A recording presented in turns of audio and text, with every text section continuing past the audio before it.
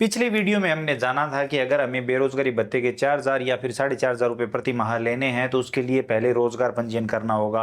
रोजगार पंजीयन करने के लिए एक एसोस आईडी की जरूरत होती है और क्या क्या डॉक्यूमेंट की जरूरत होती है, कैसे रोजगार पंजीयन करना है, कैसे हमें अपना डैशबोर्ड क्रिएट करना है, उसके बारे में कंप्लीट डिटेल में वीडियो बनाया हुआ है। वीडियो का लिंक डिस्क्रिप्शन पार्ट में है, आप वो वीडियो देख लीजिए क्योंकि उसके बिना आप बेरोजगारी भत्ते का फॉर्म नहीं भर पाएंगे। बेरोजगारी भत्ते का फॉर्म कैसे भरना है इसका वो पहला पार्ट है और ये दूसरा पार्ट है। आज की वीडियो में हम जानेंगे मुख्यमंत्री युवा संबल योजना में हम कैसे अप्लाई कर सकते हैं और कैसे हम इंटर्नशिप के लिए डॉक्यूमेंट दे सकते हैं और कैसे हम बेरोजगारी भत्ते का कंप्लीट फॉर्म सबमिट कर सकते हैं। तो चलिए शुरू करते हैं और स्टेप बाय स्टेप समझते हैं कि कैसे हमें बेरोजगारी भत्ते के 4,000 या फिर 4,500 रुपए प्रति माह मिलेंगे। तो अगर आपने पार्ट 1 कंप्लीट देख लिया है तो अब हम यहाँ पर डैशबोर्ड पर आ जाते हैं। डैशबोर्ड पर मुख्यमंत्री युवा संबल योजना का ऑप्शन है, यहाँ पर अप्लाई नाउ का ऑप्शन है। हम इसमें अप्लाई करेंगे यानी बेरोजगारी भत्ते का फॉर्म भरेंगे। तो यहाँ पर हमारे सामने एरर आ रहा है कि पहले आप अपनी प्रोफाइल कंप्लीट करो, उसके बाद आप इस स्कीम में अप्लाई कर सकते हो। तो चलिए ओके करते हैं। प्रोफाइल कंप्लीट करने के लिए यहाँ पर आपको प्रोफाइल देखिए 85% कंप्लीट दिखाई जा रही है, हमें 100% करनी होगी।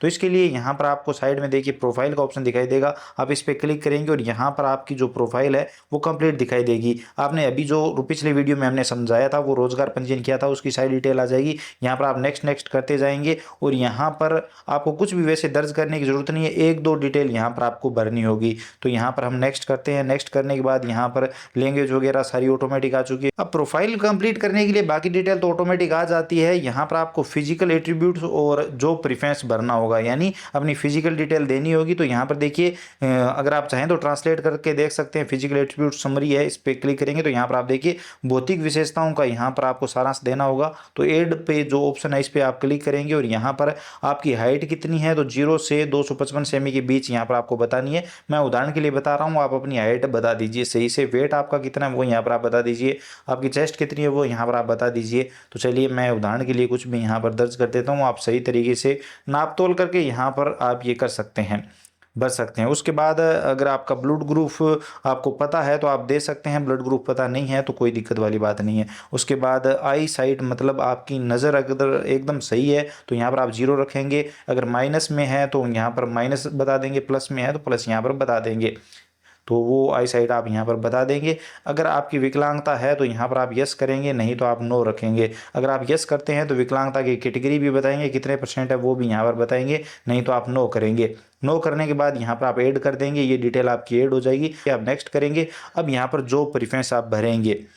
तो यहाँ पर जो है ऐड का ऑप्शन है, ऐड जॉब प्रेफरेंस का ऑप्शन है, इस पर क्लिक करेंगे। यहाँ पर आपको सबसे पहले सेक्टर का जो ऑप्शन है इस पर क्लिक करेंगे। आप कौन से सेक्टर में जॉब चाहते हैं, एग्रीकल्चर में चाहते हैं, टेलीकॉम में चाहते हैं, बहुत सारे ऑप्शन है। मैं एग्रीकल्चर वाला सेलेक्ट करता हूँ। उसके बाद आपको लोकल जॉब चाहिए, इंडिया के अंदर चाहिए, राजस्थान के अंदर चाहिए तो वो यहाँ पर आप बता सकते हैं। ऑल ओवर इंडिया कहीं भी आप चाहें तो ले सकते हैं, राजस्थान में ले सकते हैं, वो अपने हिसाब से। उसके बाद फुल टाइम चाहिए, पार्ट टाइम चाहिए, वो यहाँ पर आप बता देंगे। उसके बाद यहाँ पर आप जो है जॉब टाइप बताएंगे, परमानेंट चाहिए या फिर टेम्परेरी चाहिए, तो आप अपने हिसाब से बता दीजिए। अब आप कितनी सैलरी एक्सपेक्ट कर रहे हैं यानी कितनी सैलरी की आपको उम्मीद है कि आपको इतनी मिलनी चाहिए, तो वो यहाँ पर आप बता दीजिए। उसके बाद शिफ्ट आप नाइट शिफ्ट, डे शिफ्ट या फिर कोई भी शिफ्ट कर सकते हैं, तो वो यहाँ पर आप बता दीजिए। एनसीओ कोड का मैंने आपको पिछले वीडियो में बताया था जब हमने रोजगार पंजीयन किया था, वैसे आप यहाँ पर एनसीओ कोड सर्च कर सकते हैं। जैसे हमने ग्रेजुएशन आर्ट से किया है तो मैंने आर्ट यहाँ पर सर्च करता हूँ, देखिए ग्रेजुएट आर्ट का ऑप्शन आ चुका है, एनसीओ कोड आ चुके हैं। इसी तरह से साइंस कॉमर्स से आपने किया है तो आप सर्च कर लीजिए और यहाँ पर एनसीओ कोड सिलेक्ट कर लीजिए। आपने पिछला वीडियो देखा है तो आपको ये चीज़ पता होगी, तो सही से एनसीओ कोड यहाँ पर आप सिलेक्ट कर लीजिए। उसके बाद यहाँ पर ऐड पे क्लिक करेंगे। ऐड पे क्लिक करते ही यहाँ पर आपकी जो डिटेल है वो ऐड हो जाएगी और आपकी प्रोफाइल कंप्लीट हो जाएगी। आप देख सकते हैं प्रोफाइल जो है 100% कंप्लीट दिखाई जा रही है। तो यहाँ पर देखिए अप्लाई नाउ का ऑप्शन है, इस पर क्लिक करेंगे। यहाँ पर कंप्लीट डिटेल में बताया गया है कि क्या क्या योग्यताएं आपके पास होनी चाहिए। आप राजस्थान के मूल निवासी होने चाहिए, आपने पहले बेरोजगारी भत्ते का लाभ न लिया हो, आपके पूरे परिवार की वार्षिक आय 2 लाख रुपए से अधिक नहीं हो। बात करें डॉक्यूमेंट की तो कौन कौन से डॉक्यूमेंट रिक्वायर्ड है, तो 10वीं की मार्कशीट, अगर फीमेल कैंडिडेट है, मैरिड है तो यहाँ पर मैरिज सर्टिफिकेट भी चाहिए होगा। ग्रेजुएशन की मार्कशीट आपको देनी होगी, वो फाइनल ईयर की मार्कशीट आप लगा सकते हैं, तो वो मार्कशीट। इसके अलावा जो है इनकम डिक्लेरेशन का जो एनेक्स राई है वो यहाँ पर डाउनलोड का ऑप्शन दिया है, इस पर क्लिक करके आप डाउनलोड कर सकते हैं। ये फॉर्म आपको तैयार करना होगा। इनकम डिक्लेरेशन जो एनेक्स के है इसे भी आप डाउनलोड कर लीजिए। सेल्फ डिक्लेरेशन है इसे भी आप डाउनलोड कर लीजिए। ये तीनों आपको तैयार करने होंगे और उसके बाद यहाँ पर अपलोड करने होंगे। अगर SC/ST का कैंडिडेट है तो कास्ट सर्टिफिकेट भी चाहिए, बाकी को जाति प्रमाण पत्र की जरूरत नहीं है, सिर्फ SC/ST को जरूरत है। टेक्निकल और प्रोफेशनल डॉक्यूमेंट यानी जो इंटर्नशिप के लिए चाहिए, मूल निवास आपको आपको चाहिए होगा। इसके अलावा यहाँ पर आपका जो है अगर विकलांग हो तो विकलांग सर्टिफिकेट और बैंक पासबुक। तो इतने सारे डॉक्यूमेंट है। उसके बाद यहाँ पर गाइडलाइन भी आप पढ़ लीजिए, क्लिक करे पे क्लिक करेंगे यहाँ पर गाइडलाइन डाउनलोड कर लेंगे और एक बार आप गाइडलाइन जरूर पढ़ लीजिए फॉर्म भरने से पहले, ताकि आपको इस योजना के बारे में ज़्यादा जानकारी हो सके और आप सही तरीके से फॉर्म भर सकें। देखिए इसमें बताया गया है कि 4,000 और 4,500 रुपये मिलने हैं, तो किसको 4,000 किसको 4,500 और क्या क्या यहाँ पर योग्यताएं वगैरह मांगी गई है। तो चेकबॉक्स पे क्लिक करेंगे, अप्लाई नाउ पे क्लिक करेंगे। अब यहाँ पर आपने जिसका रोजगार पंजीयन किया है उसकी डिटेल आपको दिखाई देगी। यहाँ पर अप्लाई का ऑप्शन दिखाई देगा, आप अप्लाई वाले ऑप्शन पे क्लिक करेंगे। यहाँ पर क्लिक करते ही यहाँ पर आपका फॉर्म शुरू हो जाएगा। ज़्यादातर डिटेल ऑटोमेटिक रोजगार पंजीयन से जन आधार कार्ड से आ जाएगी। अब यहाँ पर पूछा जा रहा है क्या आपने पहले कभी बेरोजगारी भत्ता 2007 या 2012 में अक्षत कौशल योजना का लाभ लिया है? अगर लिया है 2009 में तो यहाँ पर आप बता सकते हैं, पर इसमें आपको लाभ नहीं मिलेगा बेरोजगारी भत्ते का, तो यहाँ पर हम नो करते हैं। आपने ग्रेजुएशन जो है राजस्थान की किसी मान्यता प्राप्त यूनिवर्सिटी से किया है तो हम यस करते हैं, और कौन सी यूनिवर्सिटी से किया है वो यूनिवर्सिटी हम सेलेक्ट करेंगे। तो चलिए हम महाराजा गंगा से यूनिवर्सिटी सेलेक्ट कर लेते हैं। आप अपने हिसाब से मार्कशीट में देखकर यहाँ पर यूनिवर्सिटी सेलेक्ट कर लीजिए। उसके बाद bank detail Jan Aadhaar card से आएगी। अगर जन आधार कार्ड में आपका बैंक खाता अपडेट नहीं है तो पहले जन आधार कार्ड में बैंक खाता अपडेट करें, तभी यहाँ पर बैंक खाता दिखाई देगा। हमारा बैंक खाता हमने अपडेट कर लिया तो देखिए बैंक खाता आ चुका और सारी डिटेल यहाँ पर आ चुकी है। तो इस तरह से अगर आपका खाता जन आधार में अपडेट होगा तो यहाँ पर ऑटोमेटिक दिखाई देगा। आपको चेकबॉक्स पे क्लिक करना है और आपको यहाँ पर नेक्स्ट पे क्लिक करना है। जैसे यहाँ पर आप नेक्स्ट पे क्लिक करेंगे, अब यहाँ पर आपको टेक्निकल प्रोफेशनल कोर्स का सर्टिफिकेट यहाँ पर देना होगा, यानी इंटर्नशिप के लिए। तो यहाँ पर अगर आपके पास ये सर्टिफिकेट नहीं है तो आप बेरोजगारी भत्ते का फॉर्म नहीं भर पाएंगे, आपको इंटर्नशिप के लिए कोई कार्यालय लोड नहीं होगा और आपको बेरोजगारी भत्ता नहीं मिलेगा। तो आपके पास ऊपर काफ़ी सारे ऑप्शन दिए हैं, इनमें से कोई भी सर्टिफिकेट होना चाहिए, जैसे RCIT, BEd, GNM, ये BSTC, बहुत सारे ऑप्शन हैं। तो इनमें से अगर ITI वगैरह तो BTech, अगर आपके पास इनमें से कोई भी सर्टिफिकेट है तो चल जाएगा, आप वो अपलोड कर दीजिए। हमारे पास है तो हम यस करेंगे। RCIT हर किसी के पास मिल जाता है, 3 महीने में हो जाता है। अगर आपके पास नहीं है तो आप पहले RCIT कर लीजिए। तो RCIT हम सेलेक्ट करते हैं और यहाँ पर अपलोड पे क्लिक करेंगे। PDF फॉर्मेट में आपको मार्कशीट अपलोड करनी है और साइज आप 150 KB से कम रखेंगे तो आसानी से अपलोड हो जाएगा। तो चलिए हम यहाँ पर ये मार्कशीट अपलोड कर देते हैं। इस पर क्लिक करेंगे, मार्कशीट को सिलेक्ट करेंगे और यहाँ पर ओपन पे क्लिक करेंगे, मार्कशीट अपलोड हो जाएगी। देखिए यहाँ से आप देख सकते हैं और चाहे तो डिलीट भी कर सकते हैं। तो हमारी मार्कशीट अपलोड हो चुकी है। अब यहाँ पर नेक्स्ट पे क्लिक करेंगे। अब हमें एक एक डॉक्यूमेंट अपलोड करने होंगे, लेकिन इसमें पहले पूछा जा रहा है do you have open school documents. अगर आपके पास ओपन स्कूल के डॉक्यूमेंट है तो आप यस कर सकते हो, नहीं तो आप नो करेंगे। ज़्यादातर के पास नहीं है तो नो करेंगे। अब हम एक एक डॉक्यूमेंट यहाँ पर अपलोड करेंगे, जिसमें सबसे पहले मूल निवास, उसके बाद BA की मार्कशीट और एक एक डॉक्यूमेंट यहाँ पर अपलोड करेंगे। अपलोड का प्रोसेस बहुत ही सरल सा है, वही सेम जो अभी हमने अपलोड किया उसी तरीके से। तो मूल निवास और पहले में, उसके बाद ग्रेजुएशन की मार्कशीट, 10वीं की मार्कशीट, बैंक पासबुक, ये सारे एक एक करके आप अपलोड कर दीजिए।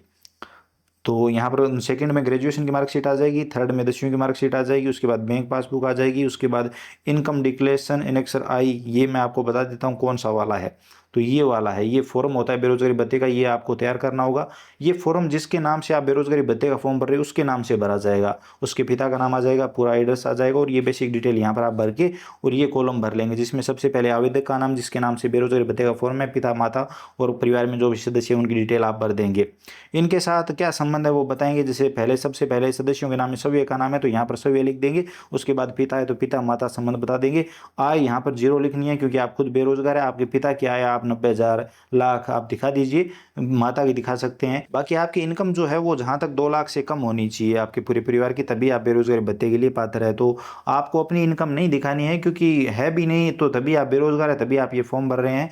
तो आपको अपने माता पिता की यहाँ पर इनकम दिखानी है, लेकिन शुरुआत में फॉर्म आपके नाम से भरा जाएगा। यहाँ पर आप नोटरी करवाएंगे, अपना फोटो चिपकाएंगे और उसके बाद आपका ये जो एनेक्सर I है वो यहाँ पर आपका कंप्लीट हो जाएगा, जो इनकम सर्टिफिकेट है तो ये वाला यहाँ पर अपलोड हो जाएगा। उसके बाद इनकम डिक्लेरेशन जो एनेक्सर K है, इसमें 2 उत्तरदायी व्यक्तियों के हस्ताक्षर होंगे। अब उत्तरदायी व्यक्ति कौन कौन हो सकते हैं, तो यहाँ पर बहुत सारे ऑप्शन है, जिसमें राजपत्रित अधिकारी, स्कूल के मास्टर, ग्राम विकास अधिकारी या फिर और भी काफ़ी सारे ऑप्शन है। तो इनमें से कोई भी आप 2 से ये हस्ताक्षर करवा सकते हो। पहले इनकी डिटेल आएगी अधिकारी की जो हस्ताक्षर कर रहे हैं, उसके बाद आपका नाम आ जाएगा, आपके पिता का नाम, निवासी और आपने कितने का इनकम सर्टिफिकेट बनाया वो इनकम, और यहाँ पर उनके हस्ताक्षर और मोहर आ जाएगी। इसी तरह से दूसरे गवाह की भी डिटेल आ जाएगी। तो इस तरह से आप ये सेकंड तैयार कर लीजिए। तीसरा सेल्फ डिक्लेरेशन है, जो सबसे लास्ट में यहाँ पर अपलोड होगा। देखिए यहाँ पर ये आपको अपने नाम से भरना है, पिता का नाम देना है, अपने नाम और यहाँ पर हस्ताक्षर कर देने हैं और ये वाला अपलोड कर देना है। तो इस तरह से आप सारे डॉक्यूमेंट एक एक करके अपलोड करेंगे। तो चलिए मैं फटाफट ये डॉक्यूमेंट अपलोड कर देता हूँ और उसके बाद आपको ई साइन करना है। अपलोड करने का प्रोसेस बहुत ही सरल सा है। अपलोड पे क्लिक करेंगे, इस पे क्लिक करेंगे, यहाँ पर आप अपना डॉक्यूमेंट सेलेक्ट करेंगे। साइज आप जहाँ तक 150 KB से कम रखेंगे तो फटाफट अपलोड हो जाएंगे, बाकी 200 KB से कम भी अपलोड हो जाएंगे। तो आप अपने हिसाब से यहाँ पर PDF फॉर्मेट में डॉक्यूमेंट अपलोड कर दीजिए। इस तरह से एक एक करके सारे डॉक्यूमेंट अपलोड कर दीजिए। डॉक्यूमेंट अपलोड होने के बाद यहाँ पर सबसे लास्ट में ई साइन का ऑप्शन दिखाई देगा, इस पर आप क्लिक करेंगे। इस पर क्लिक करने के बाद आपको ई साइन पोर्टल पर रिडायरेक्ट कर दिया जाएगा। अब यहाँ पर आप अपने आधार नंबर दर्ज करेंगे, चेकबॉक्स पे क्लिक करेंगे और यहाँ पर रिक्वेस्ट OTP पे क्लिक करेंगे। आधार कार्ड में रजिस्टर मोबाइल नंबर पर OTP जाएगा, वो OTP यहाँ पर देंगे और सबमिट पे क्लिक करेंगे। सबमिट करते ई साइन प्रोसेस कंप्लीट हो जाएगा और यहाँ पर आपका जो है वो डॉक्यूमेंट सारे अपलोड हो जाएंगे। उसके बाद यहाँ पर आपको फॉर्म सबमिट करना है। तो यहाँ पर देखिए ई साइन हो चुका है, फॉर्म सबमिट करना है। तो यहाँ पर आप चेकबॉक्स पे क्लिक करेंगे, प्रीव्यू और सबमिट पे क्लिक करेंगे। अब ध्यान देना है आपको, फॉर्म एक बार ध्यानपूर्वक चेक कर लेना है क्योंकि इसके बाद आप करेक्शन नहीं कर पाएंगे। तो एक बार आप चेक कर लीजिए, अगर पूरा फॉर्म सही है तो फाइनल सबमिट पे क्लिक करेंगे और आपका फॉर्म आर यू श्योर पूछा जा रहा है तो यहाँ पर आप यस करेंगे तो आपका फॉर्म जो है वो सबमिट हो जाएगा, संबंधित कार्यालय में चला जाएगा। तो देखिए फॉर्म सबमिट हो चुका है, रजिस्ट्रेशन नंबर हमें मिल चुके हैं, हम डन पे क्लिक करेंगे। अब इसके बाद डन पे क्लिक करने के बाद आप अपने फॉर्म का अगर स्टेटस चेक करना चाहते हैं तो यहाँ पर मुख्यमंत्री युवा संबल योजना का जो ऑप्शन है इस पर आप क्लिक करेंगे तो यहाँ पर आपको बता दिया जाएगा कि आपका फॉर्म जो है वो सबमिट हो चुका है, किस डेट को आपने सबमिट किया है। जब अप्रूव होगा तो यहाँ पर बता दिया जाएगा, जब आपको कोई कार्यालय मिलेगा तो ज्वाइनिंग डेट वगैरह वो सब कुछ यहाँ पर, पेमेंट की डिटेल सब कुछ यहाँ पर दिखाई देगी। देखिए यहाँ पर फॉर्म सबमिट का बताया जा रहा है, अगर फॉर्म सेंड बैक आएगा तो यहीं पर आपको पता चलेगा और यहीं से आप अपना जो है ऑब्जेक्शन क्लियर कर पाएंगे। उन सब पर आपको वीडियो मिलेंगे। तो यहाँ पर आप देख सकते हैं, यहीं से आप प्रिंट आउट निकाल सकते हैं। Ctrl+P प्रेस करेंगे और इसका प्रिंट आउट निकाल कर आवेदक को दे देंगे और अगर आपने खुद का अपना फॉर्म भरा है तो अपने पास संभाल कर रख लेंगे। ये पूरा प्रोसेस है बेरोजगारी भत्ते का फॉर्म भरने का। आई होप आप समझ गए होंगे। उम्मीद है आपको वीडियो पसंद आया होगा, जानकारी समझ में आई होगी। वीडियो पसंद आया तो हमारी मेहनत के लिए लाइक जरूर करिए, अपने दोस्तों के साथ शेयर करिए। चैनल पर नए हो तो सब्सक्राइब करके बेल आइकन प्रेस कर सकते हो ताकि आने वाले सभी वीडियो और नई नई अपडेट आप सबसे पहले देख पाएं। इसके अलावा अगर आपके मन में कोई भी सवाल या सुझाव है, आपको फॉर्म भरने में कोई और परेशानी आ रही है, आपको फॉर्म से संबंधित कोई कंफ्यूजन है तो आप कमेंट सेक्शन में पूछ सकते हैं। चलिए मिलते हैं अगली वीडियो में नई अपडेट के साथ।